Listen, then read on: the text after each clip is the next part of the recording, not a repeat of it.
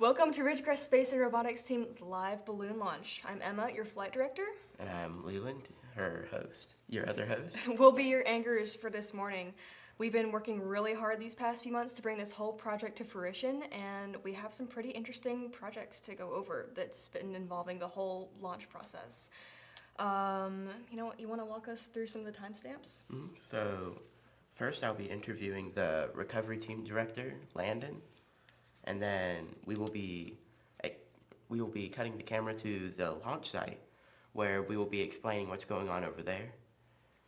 We'll be doing check-ins with our Featherlight tracker about every 10,000 feet, and that should be about every 10 minutes, right? Yes. Yeah, the ascension is 1,000 feet every 10 minutes. Every 1 minute, yeah. You want to go over the Gatorade thing? And attached to our balloon are 6 experiments. We have Gusher Gummy, marshmallow, popcorn kernels, gallium, rubber bands, and plastic filaments. We'll be discussing more on that later. A younger RCA student class provided the Gusher for one of our experiments, and we'll be interviewing them. We'll be talking pretty much about everything, I think, involving the whole process of putting this all together. And we're really excited about it. We'll be explaining the flight tracker attached to the underneath the balloon, the spot GPS, how the balloon will burst, the parachute, how that will deploy. We'll be going through everything. Yeah. I think we have our recovery team manager ready to interview. Everybody, this is Landon, the recovery team director.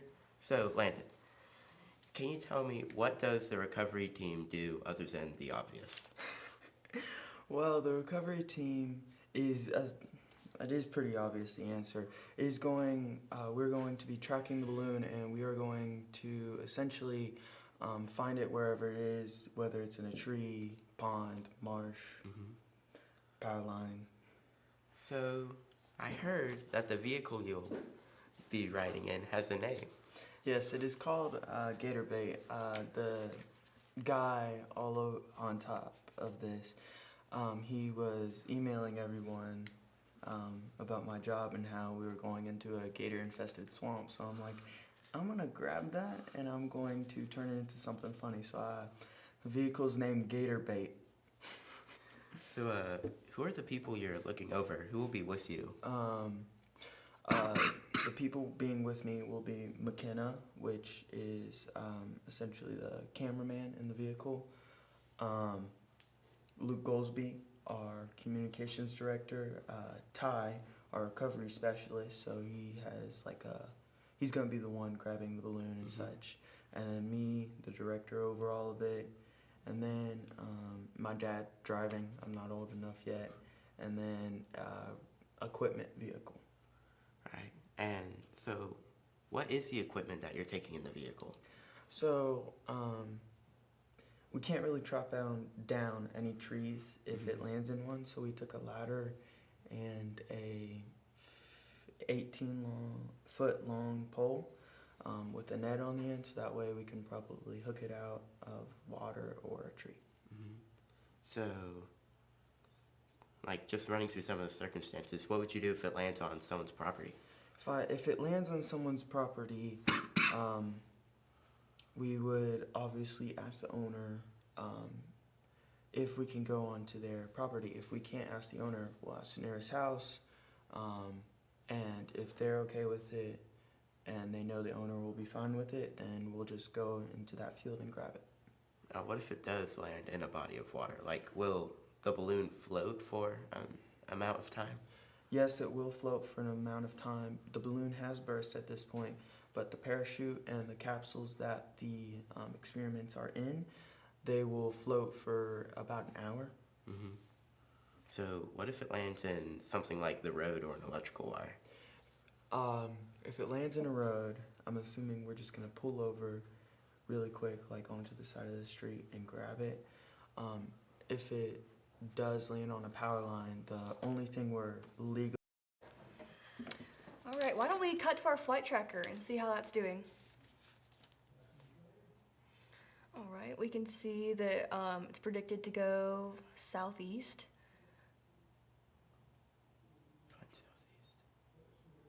There it is. There we go. Those are the forecast results. They can change rapidly depending on the weather and the forecasts. Yes, because most of this weather is really just the prediction. Yeah.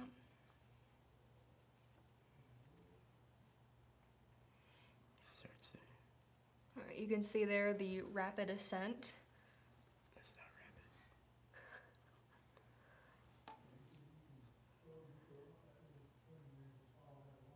Are we live?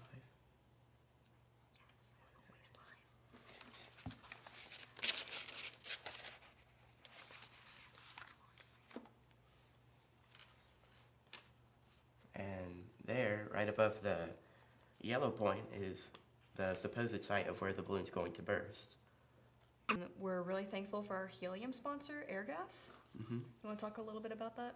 So, Airgas, they're, as the name implies, they sell gases that they can extract from the air, or like helium, which is, though there are trace amounts of it in the air, and they also sell it to SpaceX and hospitals. Thank you, Airgas. Thank you. All right, moving on.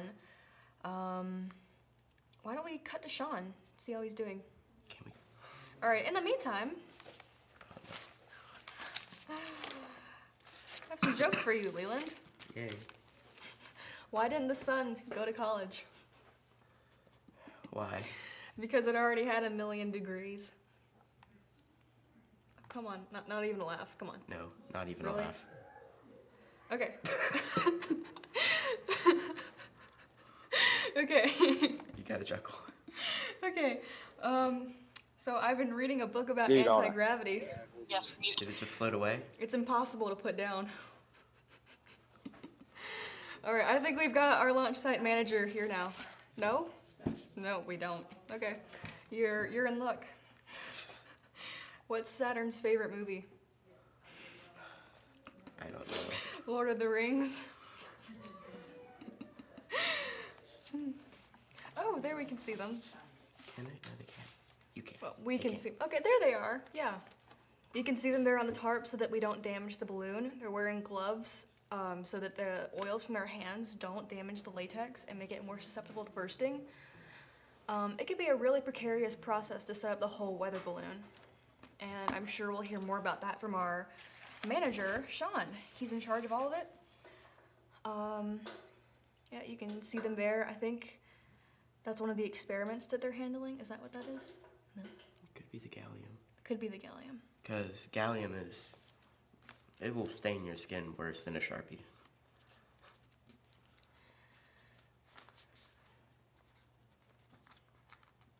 That balloon looks really small.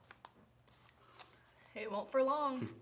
80 And cubic feet of helium is gonna be right in there. though that balloon looks small, it's definitely gonna be bigger once all the helium's inside of it.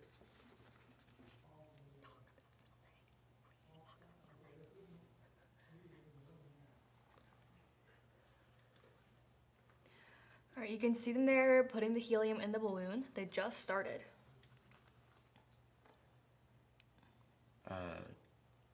The kid at the helium tank, that is Alex, our helium manager. We'll be talking more to him about what this job actually feels like and What all of I'll his say duties about entail. an hour.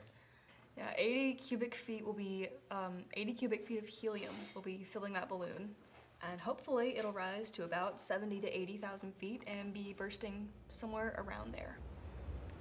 So, Addie will be tracking Addie, who's tracking the featherlight, he will be alerting us every 10,000 feet, which would be every 10 minutes. Yeah, I believe we'll be interviewing him a little bit later. Hey, All right, we've got Sean here right now. hello. Right now we are just filling up the balloon until it gets to be just about floating. Then we can turn all the different mechanics on. Looks just like it's floating. So, Got it. Sean, tell us about Tell us about how you're filling the balloon. What are some of the precautions that you're taking? Right now, we have a tarp out. We have gloves on so that the oils on our fingers don't get on the balloon, and that'll cause the balloon to pop a lot sooner than we need it to. There's no oils on the tarp, right? Why don't you tell us about some of the equipment that you're using? Well, the equipment that we're using to fill up the balloon is with a helium tank. We have it at 75% power right now. We need to start hanging on to that. And then we have a spot tracker. It'll track our position. Sorry, it's really loud. And we have another GPS tracker that will spot our height. So, the parachute that's right under the balloon, how's it going to deploy? Well, whenever it senses a sudden drop in altitude, then it will automatically deploy. Because we have it tied in a certain way, it'll allow it to deploy. Just turn it forward. How high are you hoping the balloon goes? I'm hoping a bit higher than 80,000 feet. I'm praying that it goes higher than 500, honestly. What are some of the challenges that you've faced as launch site manager? Honestly, I haven't faced too many challenges. It's been pretty smooth sailing, but don't let me jinx that. The biggest problem is trying to find what different experiments to send up, and also trying to connect all the things together was kind of an issue too. How are the experiments held? They are held in this wooden compartment that has holes in it, and right now they are in test tubes with lids that hold on in the wooden compartments. There are also orange wires that are covering them to help keep them in place. What's the picture of? The picture is of us, of all of us. We're hoping that we'll get sent up to space so we can all go to space. And the camera on the end, you have to make sure that everything's on, right? Yep. We're going to turn everything on whenever we're finished filling up the balloon. Alright. What's one of your favorite things about this job? Was it your first choice? It was my first choice, actually, and I'm really happy that I got it. My favorite thing about this job is being able to actually be a leader, because previously, in previous years, whenever we were doing the robotics, I wasn't actually a leader. I've been on the team for 6 years now. 6 years. Wow. 6 years. What all have you learned about being a leader over those 6 years? I've learned how to communicate with people much better than I used to be. Yeah. Been able to actually speak with people in a competent manner, and I've been able to actually calm down around people, because I used to be really nervous to talk to people, and now I'm a lot less. So you're a senior this year. It's your last year on the team. If you could give advice to someone who's going into their first year of being on the team, what would that be? I would say don't go into it being nervous, because I'm sure with how I've helped with some of these people who will be continuing our legacy, I'm hoping that these people will be able to help us. And I'm very sure that they will. I'm very sure that they will be able to be very good leaders. So, Sean, can you tell us what the balloon looks like from top to bottom? Okay, so first of all, we have the balloon. We have the parachute. Then we have our spot tracker in the blue bag right here. And then we have our experiments, which is in the wooden piece with the camera. And then we have our GPS tracker. Where is the site right now? We are at Mount Gilead Church. We are just in the field right next to it. We found out that it's pretty much the perfect place to do this. It's very clear out here. All right, we can see that balloon rapidly filling. Sean, we wish you the best. Thank you. Yep, that'll be 80 cubic feet of helium in that balloon. That's a whole It's a lot. pretty big balloon. Probably make your voice sound pretty squeaky. All right, while we're waiting on our go, no-go sequence and for that balloon to fill up, Air Force Base dead base. I think I've got one or two left. All right, I've got one left, actually. Why does nobody trust the moon? Why? 'Cause it's got a dark side. I love hearing them laugh in Mission Control.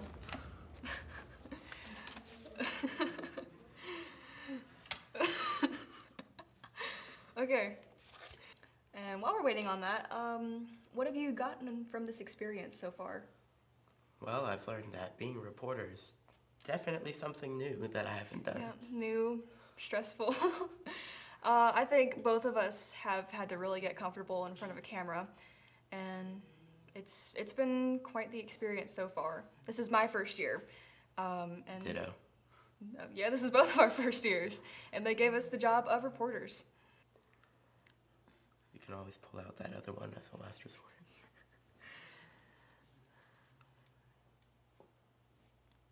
You can see just how much that balloon has expanded in such a short period of time.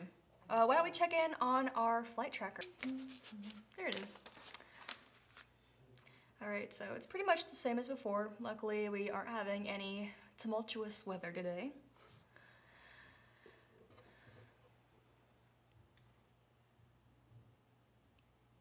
Really big.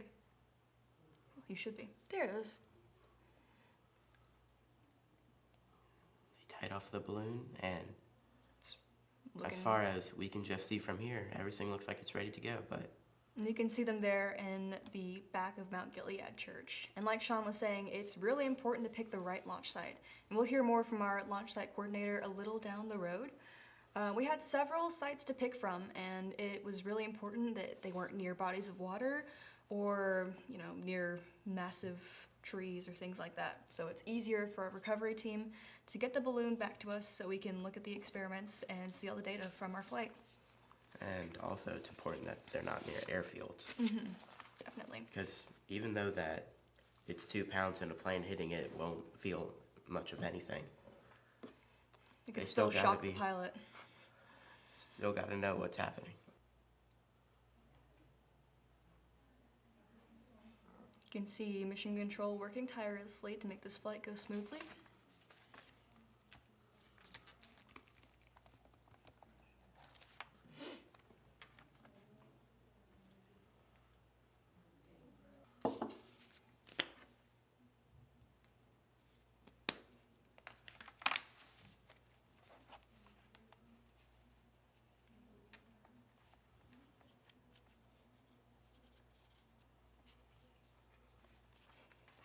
Okay. That Why was did the hard. restaurant on the moon fail?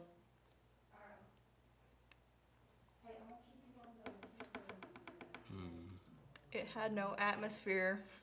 All right, I believe we're ready for our go, no-go sequence.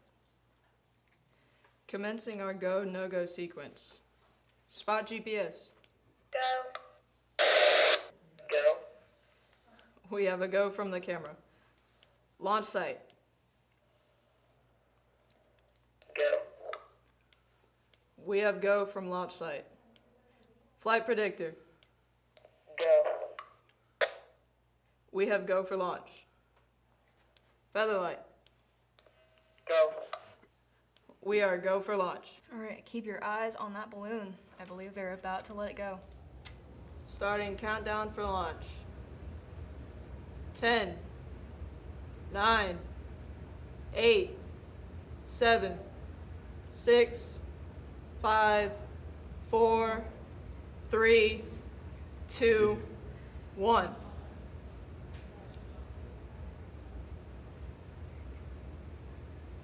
There it goes. Be free. We have liftoff.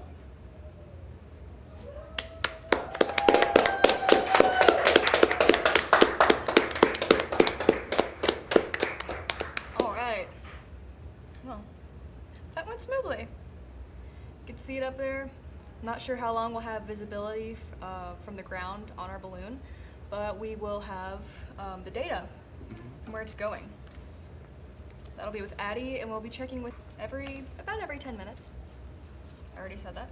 We'll also be looking at tracker updates with our launch site manager, Sean, every 5 minutes.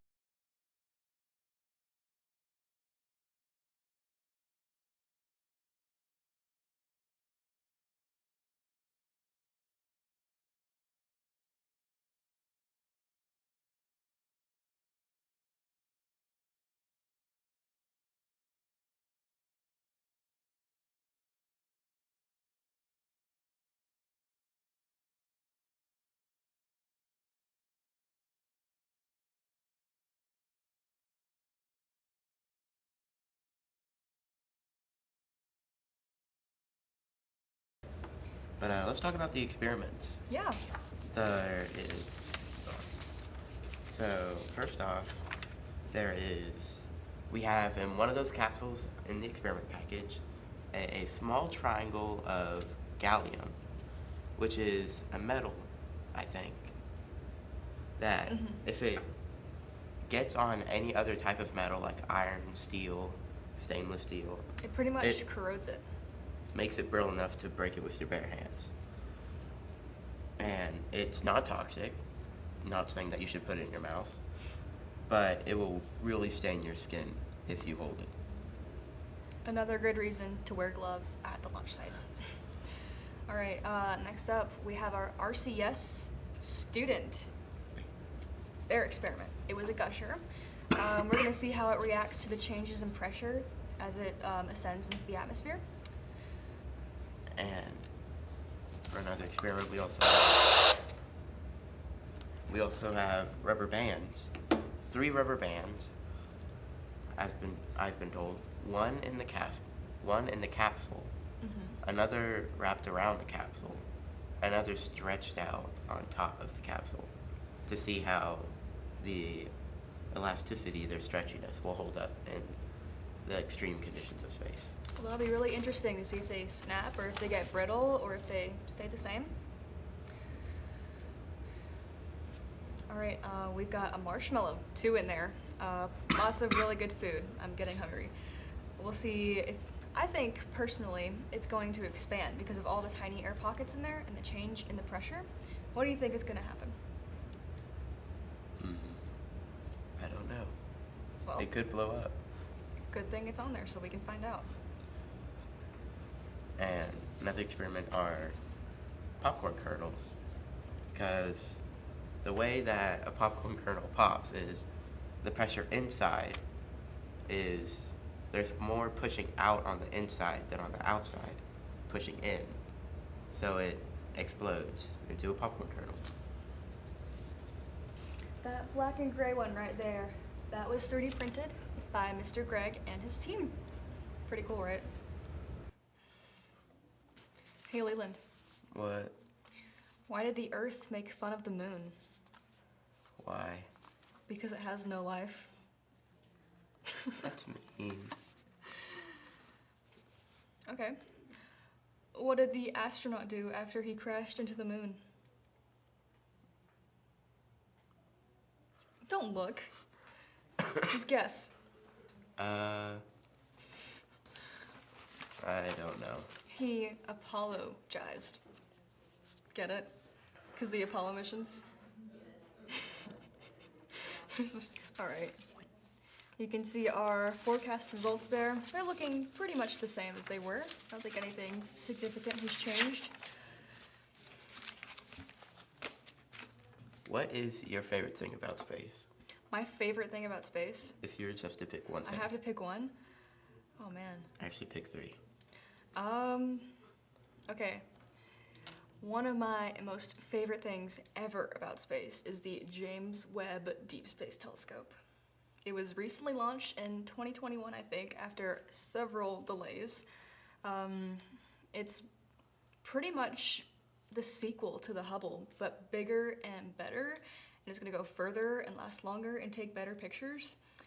I don't know. My second one?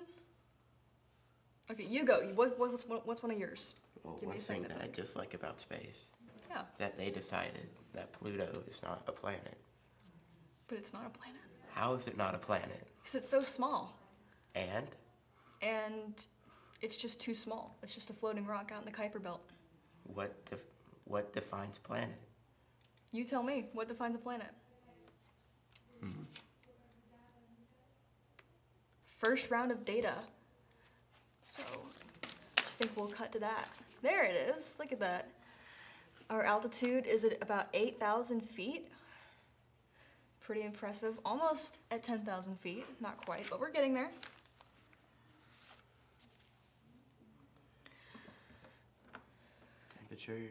The temperature is Oh, the spin. changed, 84.2 degrees. Look at that spin rate. I'm pretty sure that's Fahrenheit. I'm not so sure. Degrees. Yeah, that should. It'd be really bad if that was Oh yeah, Celsius. if it was Celsius, that'd be. Turbulence. We don't have any turbulence right now. The battery is looking good. Pressure is around the same as down here, Yeah. I think. Your Can ears we would pop. switch to satellite on that? Get a satellite view? Or do we just have the map view? I hear a lot of talking. There we go. That's much nicer to look at. Just outside the circle, and a bit Yep. to the left. You can see it's pretty much right where we launched at, so it's not changing too much in direction, which means there's not a lot of wind speed, which is really good. So how much helium was required for the launch? I believe it was 80 cubic feet of helium that needed to be in the balloon. So big But- old bunch. The thing is, if you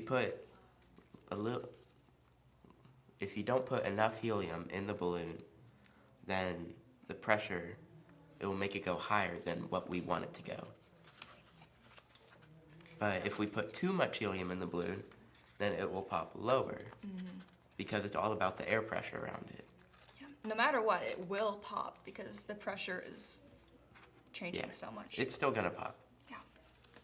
About the launch site and the airmen, we need to alert the airmen of that we're sending a balloon into the air so that they can try not to hit it. Officially, that's called a NOTAM, or Notice to Airmen. Basically alerting any pilots in the area, or municipal airports around the area of our launch site, hey, there's gonna be a pretty big balloon going up. Heads up, don't fly that way. We'll be talking more about that a little later on. You can see Mission Control hard at work. While they're doing that, a little bit more about the NOTAM process. Yeah, it was given by the flight operation personnel, or our flight predictor, Cooper.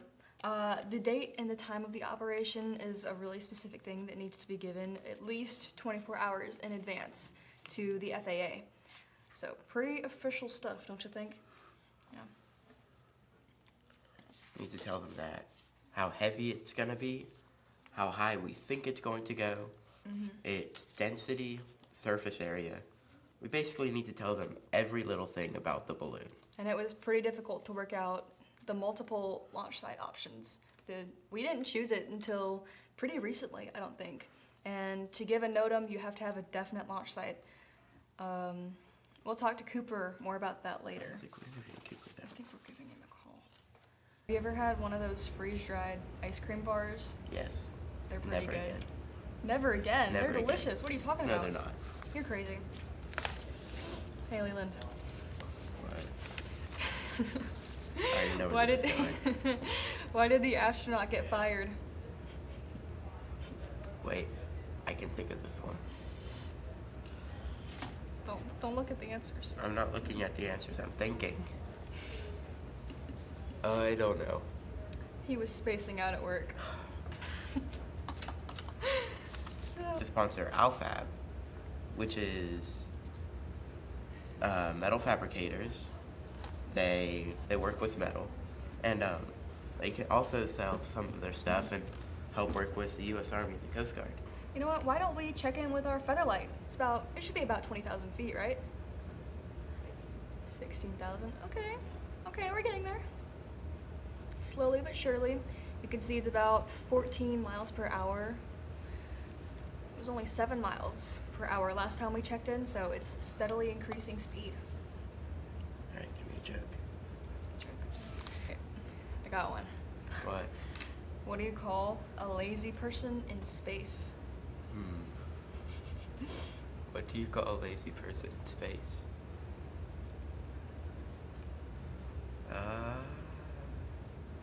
Come on. I don't know. What do you call a lazy person in space? Procrastinaut. All right, let's go to our GPS tracking manager. Let's see her screen and look at the Featherlight tracker as well. It's Featherlight. There we Not go. GPS. Lots of complicated numbers I'm sure she knows all about. And while they're looking at this, All right, while we're sitting here waiting for some more information, we'd like to take the time to thank one of our sponsors, Alfab. They're located in Enterprise. They fabricate metal professionally. So if you need some metal fabrication, go ahead to them. They'll take care of you. They also provide really pretty cool stuff for the military. Pretty neat, right? this is Alex, the Helium director and manager. He was the one at the launch site by the helium tank for obvious reasons. So, tell me, Alex, what is your job? My job is to fill up the balloon just so that you can carry the package up in space. It's pretty fun, I would say. So, yeah. How do you tie off the balloon? Like, is there something on the balloon or? There is a one-way valve that connects to a clip, and once you're ready, you attach it to the tank so it won't float off as you're filling it up. And once you're ready, you just unclip it and it will float off in space. Wee. So, how much helium goes in the balloon? It really depends on how heavy your package is. This year, our package was 2 pounds, so it was 80 cubic feet of helium. So, how long did it really take to fill it? It looked pretty fast. It did feel as fast. I felt like it took forever, but it probably took about 5 to 10 minutes. And I already explained a little bit about this, but why do we have to put this specific amount of helium in the balloon? Really, so it can lift up the package with enough force, that way it can float. Like what we learned about air pressure. If there's too much, it's going to explode early. Yeah. And if there's not enough, it's going to keep going and get stuck. Why helium? Like, is there another gas that we can use? Helium has the smallest molecules of all gases, so we can put more helium in there than other types of gases. Another reason is helium can find leaks. So if you wanted to figure out if there was an actual hole in the balloon, you can fill it up, and if there are any leaks, you can replace the balloon or patch it up. What are the dangers with the balloon itself? Like, say, I'm pretty sure we've all had a regular balloon that we tied, and we were playing with it, and suddenly it fell on the grass and it popped. Not definitely speaking from experience. So, I'm pretty sure there are similar precautions with this balloon. Yes, there were a lot of different precautions and things like that. Thank you, Alex. Thank you. Camera. There we go. All right, this is Nathan, the launch site coordinator. Launch site coordinator. So, what is your job? My job basically is picking the right place to launch the balloon, so it would be more convenient for our recovery team. So, I heard there's 3 other locations in Mount Gilead. Do you know them off the top of your head? I can name some, I think. We had a place at Carol's Nursery. We know they had a big area that we could possibly do. And then there was another field, I think, in Danzy. And then one near Cottonwood that we could have used. But I think I picked the right choice of choosing Mount Gilead. And it all goes down to how the weather is, right? The weather, the wind speed. Yeah, we just need the balloon to be where the recovery team is. Because we're trying our hardest not to land it in a lake. Oh yeah. Or the Gulf of Mexico. But I think we're going east, and I didn't see any water in that area, so I think we should be good. And what is the effective airspace? Like the space around an airport? Like the one that we had near the airport. Like, is there a certain radius around the airport where nothing can be launched here because it's an airport? Oh yeah. At Carol's Nursery, they had a airport right by it, and we didn't want to get in the way of like the landings and launching of those airplanes. So that was one of the reasons we didn't pick there. And as Emma said about the NOTAM, they're supposed to know 24 hours beforehand where you're launching. Yeah. So recently, I've been checking up on the website to see if which place would work the best. So because you have to find the site, then pick the site. You have to find sites, then pick one of those sites. Then you have to talk to Cooper, the FAA coordinator, and tell him that this is the site to where he gives the NOTAM. yeah. Thank you, Nathan. All right. Thank you. I believe now we're gonna interview. We're about 30,000 feet. Thank you, Danielle. Silas. Yep. We're interviewing our GoPro director and manager, Silas. Hello, Silas. Welcome. Hey. So you are our high altitude camera operator. Yes, ma'am. So just tell me about that. Well, you see, it's super complex, and if you like, do you want me to tell you about the camera? Yeah, absolutely. Okay. Please. Okay, so it's like super complex, and if you lay it on anything hard, it'll like shatter the like other camera because it's 2 cameras, and you have to really know how to work it to use it. So will the footage be edited down into the final cut? I think so. Yeah. You can watch that on RBC's YouTube. I would go check it out. All right, so tell me why you wanted this position and what's one of your favorite things about it? Well, I just am pretty good about like technology, and I wanted to film. It just sounded fun. I guess you'd have to be for this sort of position. What's something cool about the camera? It's 2 cameras. It's 2 cameras, really? Yes. I actually didn't know that. Yes, one on each side. That's why you have to like lay it down on something soft. So is this your first year on the team? Yes. What's one thing you've learned so far? This job isn't easy. Definitely not. All right. I think that wraps us up for this interview. Thank you very much. Why don't we check back in with our Featherlight? 10.5 miles. Wow. Slowly getting closer to the point where it bursts.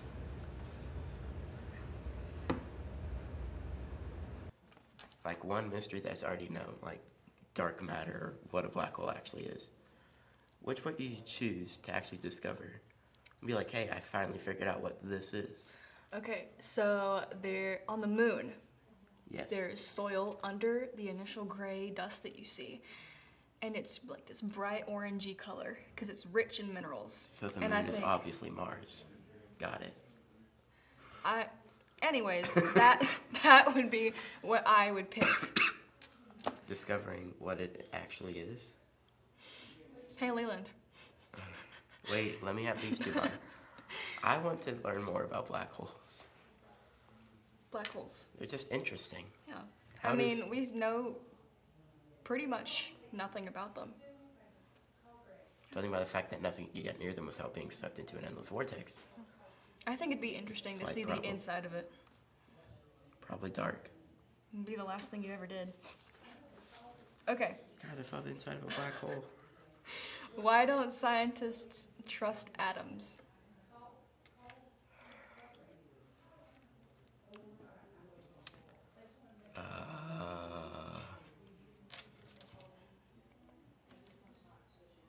Because they always split up. Because they make up everything. I got some laughs in Mission Control from that one. That's a good one. Okay. I'm keeping that one. Okay. Next one. I'm on a roll. Oh no.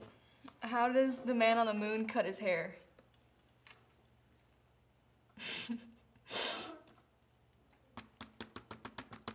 I don't know. Eclipse it.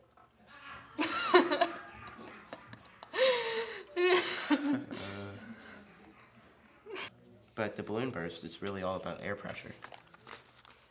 The less there is, the more likely it will burst. GPS data, we're about Oh, that's to featherlight breach data. 40,000 feet. Can we pull up the camera of Mission Control? Yeah. Thank you. All right, And you can see them hard at work there. In the front, there is Caleb, who is, I think the adult's Mr. Steve. Oh, you Hi. can see them waving. Hi. But Caleb, who's in the very front, he helps switch all the cameras. So every time I ask for a camera, it's his job to direct the adult to which camera I politely ask for.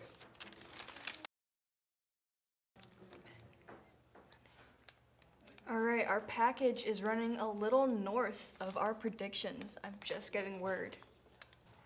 Back to Mission Control, in the middle row, to the very right is... You have to do the left. Yes, I have to do that. To the very right is Anea, who is on Spot GPS. Next to Anea is Cooper, the FAA director and flight predictor. And next to the Cooper on the very end is Addie, who is tracking the, give me a second, Featherlight tracker. There we go. Who's in the back? What's this? How do you organize a space party? You plan it. Oh, come on, you ruined it. I already read it on there. Cheater. Haha. Okay. Okay. Try me. All right, why don't we check in with Addie, our Featherlight tracking manager. All right, we're about at 45,000 feet in the air. Ooh, 61 miles an hour. Look at that. Slowly getting faster. Or wait. We've I- almost slowly. gone about 20 miles, and the vertical rate, around 892 almost feet per minute. 900 feet per minute. Wow. The temperature, oh wow, we've breached 0 degrees. Now we're in -0 degrees. No humidity. Oh, that sounds so nice. This weather lately. Spin rate, That pretty number's much too next big to for me 0. say. No turbulence. Let's call it 7. And I'm pretty sure the battery is, Can we Featherlight. zoom out and see the whole? There we go. Look at that. It's definitely... It's Yeah, definitely it's definitely a traveling. bit north than the flight You can prediction. see it's going a little more northeast than we thought it would, but that's okay. It's okay. Our recovery team is on it, You were going and we've towards got it. everything under control. Leland, I don't know about you, but in the summer, there's nothing better than some nice cold water straight from the faucet. Straight from the. Wait, what is a water cooler? You've never Like drank a from a hose cooler? before? Like, like for this, for Define water Thank cooler. you, Newton Distributing Company, for your generous contributions to our efforts. There we are. There we are. Okay, cool. So this is Addie. He is our Featherlight Tracking Manager. So just tell us a little bit about your job. So as a Featherlight device, you will see the screen over here, and you'll see the temperature, height, and all of that. So as my job as the data logger, I take that data, collect it, and just log it so we know the environment of our experiments. Very cool. So what will the data that you're recording be used for ultimately? So it's going to be used for the experiment. So we will know the environment they're in, so we will know what the conditions they were under to see what happens. So if something happens, we can see, okay, this is the XYZ environment that they were in. And that's the main purpose of this. So explain to us about the 10-minute check-ins. So roughly 10 minutes, you'll see we'll hit about 10,000 feet every 10 minutes. So the check-ins is meant to be at every 10,000 feet interval. Currently, we're at about 46,000 feet, and it will periodically go up about 10 minutes. And you can see, the vertical right there is about how fast it's going, and each minute is roughly with that. Good to know. So what's some viewer data they can look for? So Something that anyone can track. The main thing I would say is the main things: the altitude, temperature, and pressure. Those are the most interesting things, and you can actually see that on the graphs, how they're steadily changing. Right, so how many years have you been on the robotics and space team? Well, this is my 4th year, so I've been around a fair amount of time. I've earned a name. What's one thing you've learned? Cooperation. It takes a lot of teamwork to be in a team. We work as a team. For If sure. one person doesn't do the job, the whole team will suffer from it. Everyone has a part, and everyone's part is really important. Exactly. And lastly, what's your favorite thing about your job? Honestly, just the fact that I have all that data right in front of me, and I can look at what I want to look at right on that, and just periodically change it and to see all the information as it changes. The 10-minute check-ins are pretty fun too, I think. Oh yeah. Definitely, definitely. All right, well, thank you very much for your input. I think that concludes our interview. They're pretty nice, don't you think? Front, back. So our design manager and coordinator, McKenna, I think we'll be interviewing her soon, right? No, No? it's really just gonna Okay, be a we chicken won't be with cicada. interviewing her soon. That's okay, we can talk about it. You can see here we've got Ridgecrest Robotics and Space Team and our Bible verse right there. Yeah.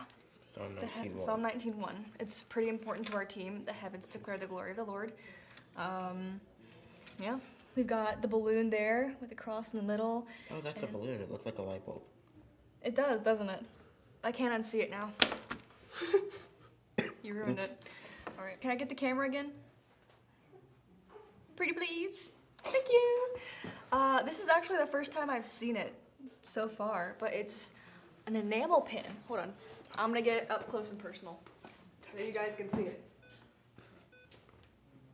It's not gonna focus. It's not gonna focus? Yeah, it's not Oh. gonna focus. Go back. Oh man. This is our Alpha Flight pin, the first ever flight we've done. It's got nice little colors. That you can definitely see. I'm trying my best here. Anyways, give us a little rundown of what you've done so far. It's going good. We are in Georgia State. We're on Route 91 right now. Are you having any trouble so far with tracking?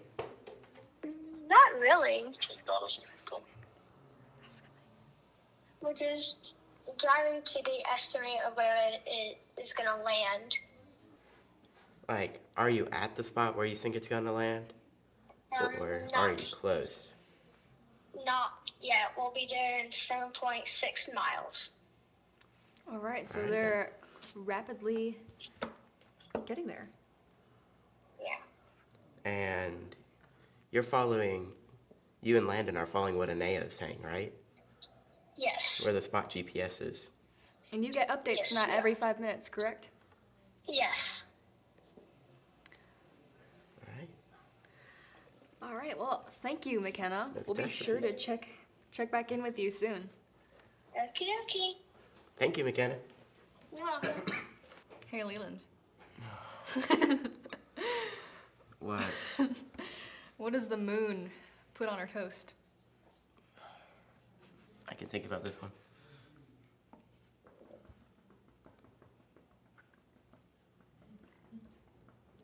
No, I can't. What? Space Jam. It's the moon's favorite bagel. What's the moon's Don't look favorite at it. bagel? Oh, I didn't read it. What's the moon's favorite bagel? Yeah.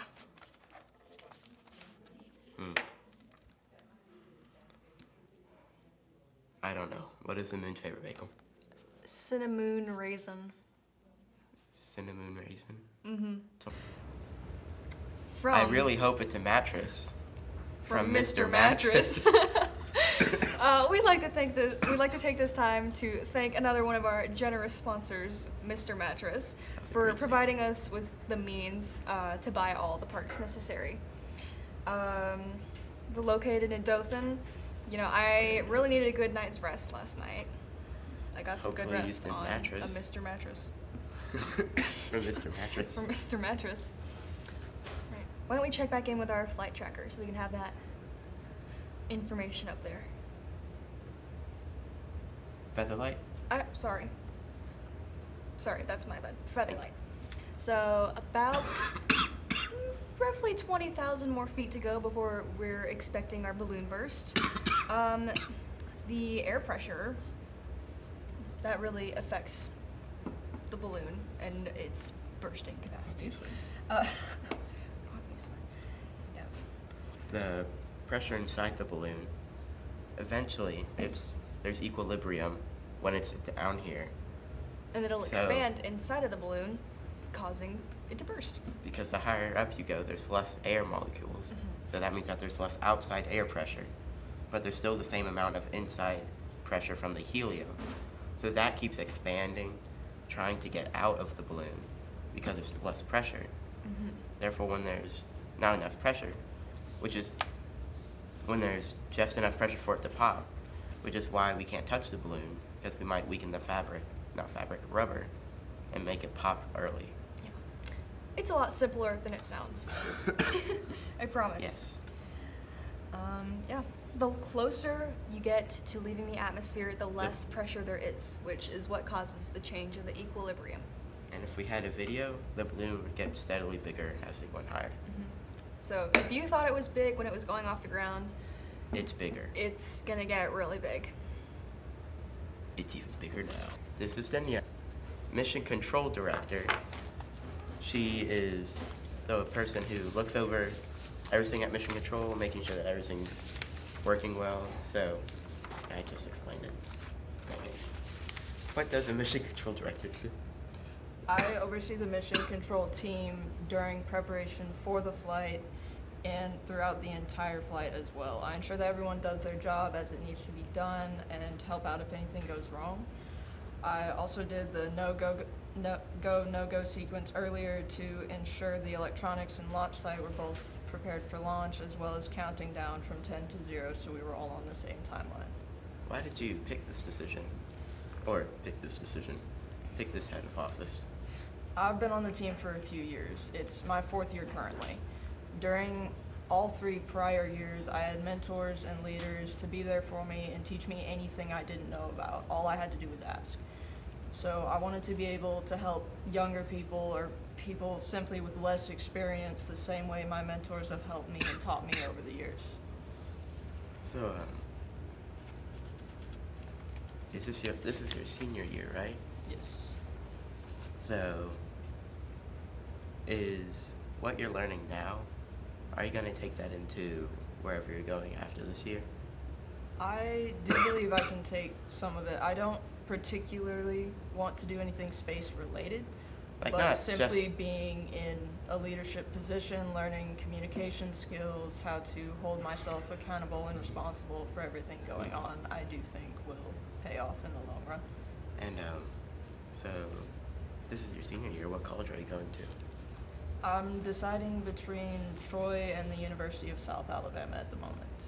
And what do you think you want to major in? Primarily criminal justice. I'm considering dual majoring in criminal justice and business administration for a career in law enforcement. All right, so don't mess with you when I break the law. Got it. All right, thanks, Danielle. It is going to be a little over 70,000 feet, and we can tell by the pressure of the data that we're getting. It's in a very low pressure environment, and so that means our balloon's going to expand and reach a burst, which is about where we predicted it. It is running a little bit north of what our flight predictor indicated, but that's not unusual. And so we will check in with the recovery team here in a minute, but we're going to take about a 5-minute break. We'll let you guys look at the flight data information, and then we'll report back in, and we should have a burst at that time. So if you saw just now, if you're paying attention like you should be, you'd see on the Featherlight tracker that we topped out at about 70, yeah, we're about at 77,000 feet. We're expecting a burst pretty soon. We should be coming to a descent any minute now. We're just waiting from a confirmation from the launch team. Let's check out our GPS, see where that's at. There we go. All right, can we zoom out a little bit so we can see the whole? We can't zoom out? It's just, oh, there we go. Much better. Definitely. All right, so you can see that that's crossing state lines, right? Yeah, we crossed state lines near there. Blakely. Yeah, Mays Mill Road. That's about where they're at right now. Yeah. Can we check back in with our recovery team? Can we do that? Okay, 1 minute. Cool. Right. Hello. Is this Landon? Leland? Landon. So, are you at the point where you think it's going to land now? We actually no, I would say we have to go back west. We were a little bit too far east, and the weather, the balloon's changing because it has to follow the weather and winds. So we have to go back east, and the people believe the balloon is still rising. So we're still rising? Yeah. Last time I saw it, it was at 80,000 feet. Oh. Yeah, near 80,000. We're about to break 80,000. Okay. Cool. So, how long does it take for the balloon to fall after it bursts? 81,000 feet. Landon? Sorry. did you just say how long will it take to land after it breaks? Yes. So, the recovery team doesn't really know. It is going to take a lot faster though. It's going to take less time than when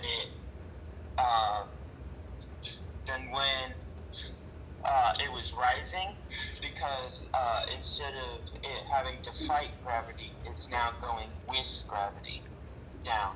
Mm-hmm. So we kind of are hoping it's not going to get damaged in the process, but we just don't really know. It's been a while since we've checked in with our flight predictor. Mission Control, can we see the flight prediction? There we go. All right, you can see now, it's changed a little bit, I think. Yes, because it says that it's going to burst at 70,000 That yellow point right there is our descending, the spot where we hope it bursts, where we think it's going to. And no, the blue is where it's the blue. Is. That's where it is now. Oh. That's where we got it. Okay. Thank you, Landon. It's just a little bit north of where we thought it was going to be. It's okay. So the blue spot is where we think it's going to land instead of the red spot, right? Blue spot's an actual data point Oh. that is tracking for us. Okay, so that's an actual data point that they're tracking. It's at the blue spot right now, or it should be. As you can see, the balloon definitely went a bit more north than we expected, and higher. Yeah. Why don't we check back in with the feather light and see how high it's gotten? Still rising. Wow. Uh-oh. So we're definitely reaching how high we thought we would go. We're over-exceeding how high we thought it would go. Yeah. We have confirmation that the balloon has burst. Yeah, it's descending. Yes. Yeah, it's descending now, for sure. Yay! There we are. Okay. So this is a huge project. It's a giant undertaking. The workload is pretty massive. So what really inspired you to start this project? It's actually something I've been wanting to do. I saw a couple of folks do this on YouTube. They never went into the detail that we did. By the way, you and Leland did an awesome job, and we're going to continue to do an awesome job. But I'm real proud of the students and the hard work. We actually formed a corporation, and we gave each of the students a title and a responsibility, and it was their job to make this happen, and they were able to pull it off, and it makes me real proud of you. You know, it's not all the time you get to see a group of students accomplish so much in such a small amount of time. Yeah, this definitely was a pretty short time period for how big it is. So, but I'll answer your question. So again, I happened to see this a couple of years ago, really, and it was kind of a bucket list thing. I thought it was super cool to go to space, and I wanted to make that happen. There were a lot of unknowns in developing this. And then at the time, our class, our robotics team really was involved in a robotics competition, and so we just didn't have a whole lot of time to pursue this. But this year we said we're going to do it, and so that's where we began. And sometimes we made it up as we went, right? yeah. But we have a balloon burst. I'd like to see that data again. Yeah, let's pull that up. About 64,000 feet. Yeah, so we are coming down fast, but fortunately not too fast. And so we should be able to recover that pretty soon. Our gator bait recovery team is out there, and we're weaving them back and forth in a rural area of Georgia. And so we have to be careful not to get them on a path that doesn't even have a place for a car to go. And so we're trying to get them there, and based on what the balloon says we're doing. And there is the current location, if I'm reading that right. So it's pretty exciting. We're looking forward to getting the data. Landon was talking a little bit about some of the experiments that we had on there. I actually own GL Robotics, one of the sponsors, and we have a lot of plans for this program, and we're going to do a lot of specialized things. And one of the things we needed to understand was which 3D filaments perform best at these types of altitudes, pressure, and temperatures. And so we put a sample of PLA, ABS, PETG, ASA, we did some carbon fiber, we did some TPU filaments, and if you're into 3D printing, you know exactly what I'm talking about. And so we've sent all of those up to space, and when we get them back, we're going to do some testing on them, see which ones remain pliable, which ones maintain their shape, if there's any issues with that, which ones maintain their color, because they're looking at 100% UV, and then we'll get those results out to you guys, and so you can you'll know in case you want to do a project like this. And then as we look into the future, we're going to do more and more experiments, and we've got some pretty good long-term goals. We certainly want to put a servo up there and be able to move it so that we can release some objects when necessary, and do some other cool stuff. We did send a solar panel driven by an LED light. That would be an LED light driven by a solar panel, and up there, and we're gonna have video of it, and we want to see if it was able to maintain a charge, if the solar panel did not face the direction of the sun, if it turned off or not, all those kind of things, what kind of charge we have on the battery coming back to there. And so we got a lot of neat things that we're doing, but we're always interested in your ideas. So if you want to leave in the comments below some ideas for experiments in the future, then let us know, and we'll take those into consideration, definitely. We plan on doing this twice a year, as long as Emma and Leland are with me. And our next one, and we'll get more information, but it'll probably be somewhere around April, May timeframe. So be looking for that. And definitely, if you run into this, when it's not live, it's going to be on our YouTube channel. Definitely subscribe, and you'll get notification when our next launch is. And besides that, we're going to be doing a lot of cool stuff in between. Yeah. It looks like we're about 45,000 feet now. All right. Oh, look at that speed. Yeah, it's following at 2,400. Yeah, that's probably about right. We'll know for sure, but oh, we're at 34,000 now. Wow. So I guess it just updated. Yeah. All right. Yeah. Well, that's interesting site for us because it is sparsely populated, and so we won't have any issues with traffic or anything like that. It may surprise a farmer, however. Should be fun. Yeah, and even if they do land in a pond or marsh, the Gator Bait recovery vehicle is pretty well equipped to handle all that.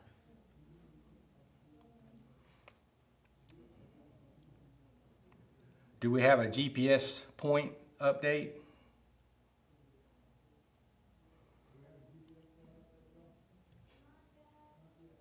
Okay, we're waiting on that any minute. Now, did you have any more questions for me? Yeah, I did actually. So, what's one of the biggest challenges you faced trying to lead a group of pretty young people? Yeah, we do have a younger team this year. And it's really, the challenges aren't any different than any of the other teams. It's just a matter of effectively communicating with the students, helping them grow. One of the reasons I do this is I try to get the students outside their comfort zone. And a lot of students are apprehensive about getting in front of a camera. And so you might know a little bit about that, but once you do it a couple of times, you get more and more comfortable. And it's all about becoming a leader, really. And we want our students to be leaders. We want them to have knowledge of the STEM disciplines. There's nothing that says that Christians can't be scientists, engineers, rocket scientists. I don't know if that narrative is out there still, but I can tell you over the last 10 years, me and a bunch of other mentors for Ridgecrest Christian School have proven that theory wrong. We have been very successful in our competitions, and we're going to be successful today. And so that's what really makes me proud of you guys. So next launch, around in the springtime, what would you do differently? What's one of the new things that we want to do? Yeah, again, we wanted to see if we can get a servo to operate, and we're going to try to actuate it at a certain altitude. And so what we'll do is we'll create a separate circuit board that will have, we'll be able to measure the altitude, and then at a certain altitude, it'll actually actuate the servo, and then the servo is going to release a door on a box, and then we're going to release something in outer space, something non-hazardous, obviously, and just to see if we can make it work. And that's something that we can build on moving forward. We also have a big goal of doing live video while we're up there, and working with some companies to help us do that, and that's another goal.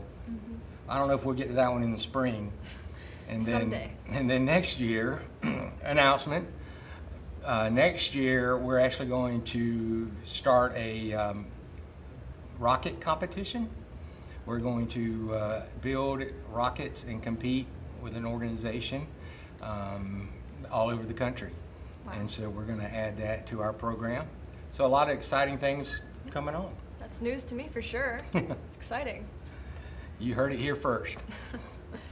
So the Featherlight uses a system, really it's using a system called Helium, and Helium is based on LoRaWAN technology. That's spelled L-O-R-A-W-A-N. And LoRaWAN is a network of rooftop, not satellites, but antennas that give the data and pick up and receive data, and you can actually use it for cell service. You can use it for Internet of Things. It has a lot of capabilities, and you're starting to see more and more of these. And what's neat about it is that it's more of a, once we get below an altitude, we will, it's possible, especially out here in a remote area, that we will lose the Featherlight tracker. And that's why we have the GPS spot trace on there to pick up once we get below where the wide area network is. Looks like we're at 25,000 feet now. Okay. So just depending on the telemetry direction that the package is facing, we can determine whether we get a data point or not. So it's super exciting. I think we need to check in with our recovery team, see how close they are. Yeah. I don't know if we got a point of where they are. Oh, we got us a data point. 20,000 feet. Switch back to the GPS. Looks like we're slowing down. Are we slowing down? That's good. That means we're not dropping a missile. And hey, I don't, oh, there it is, okay. Yeah. We're at 45. Zoom out for me, and let me see exactly where we are in the world. Oh, we're near Arlington, okay. Yeah, so it's gone a little bit further than we thought it would, but based on the ascent rate, I'm not surprised. I think we might not have gotten all the 80 cubic feet of helium in the balloon. It's our first time. We were all concerned that we were putting too much in it. And so that made our ascent rate a little bit slower, which is kind of a neat thing. That's why it went a lot higher than we had predicted too. So we're gonna get some awesome shots of the edge of space and the curvature of the Earth. And we'll be sharing those when we get all that information back. We'll put that at the end of the video here and share that information with you, as well as the results from our experiments. We'll do some short little blurbs of what our results are found. So again, that's another reason to subscribe to the channel so that you can get that information. You think we'll get that picture of all of us on the edge of space? I do think that. I don't know how well we'll be able to see y'all, but as far as your faces, yeah. We don't know, but it's a work in progress, and if we need to put it somewhere different next time, we will. But we'll get that there was picture. a lot of moving parts in this one. For sure. Definitely. I can hear them giving our recovery team directions. I think in the future we should put this on the broadcast so you guys can hear.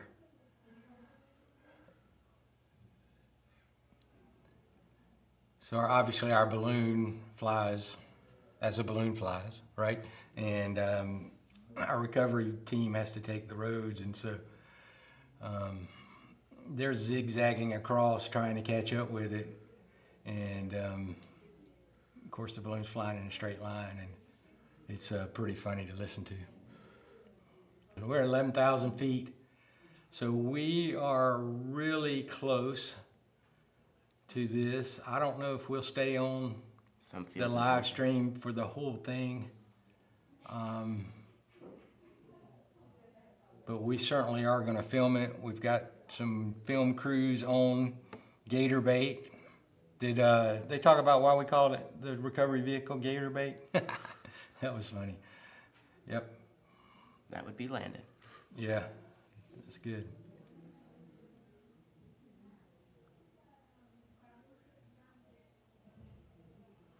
So close. The So pings are going close. to be less and less frequent.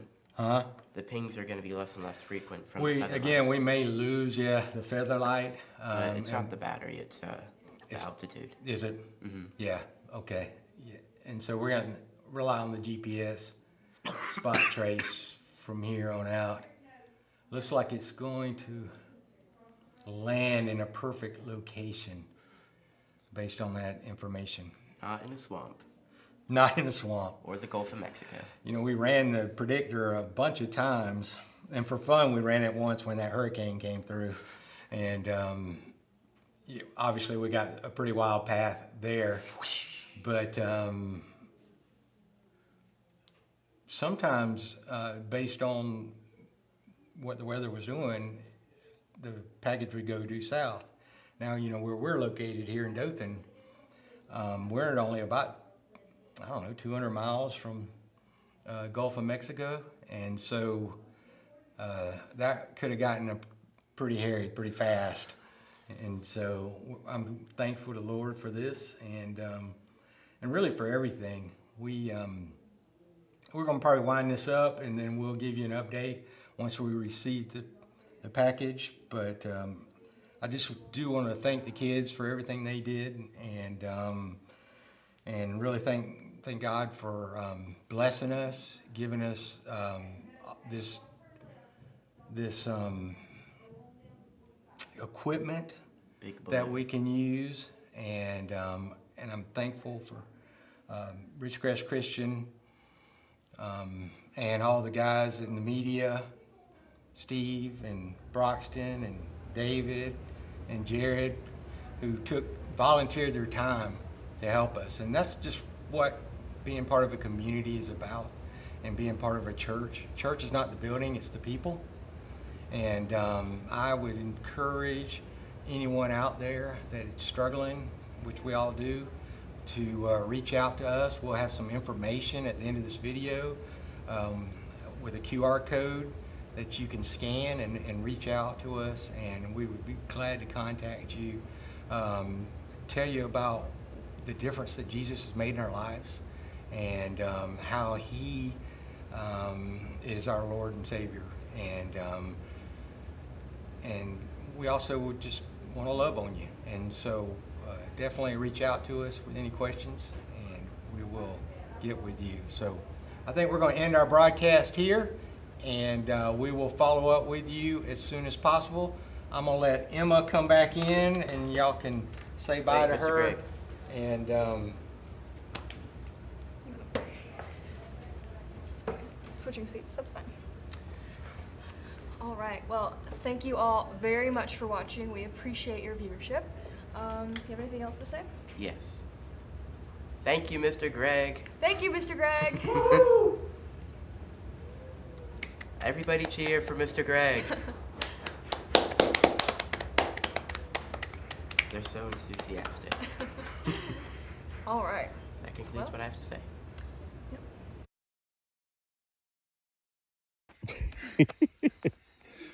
All right, we have made recovery.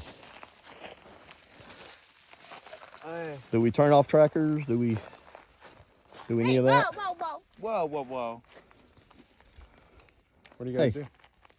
Yeah, what are we doing? Take it back to the van. Cool. Put it in a red velvet couch. Well, we just walked like 17 miles.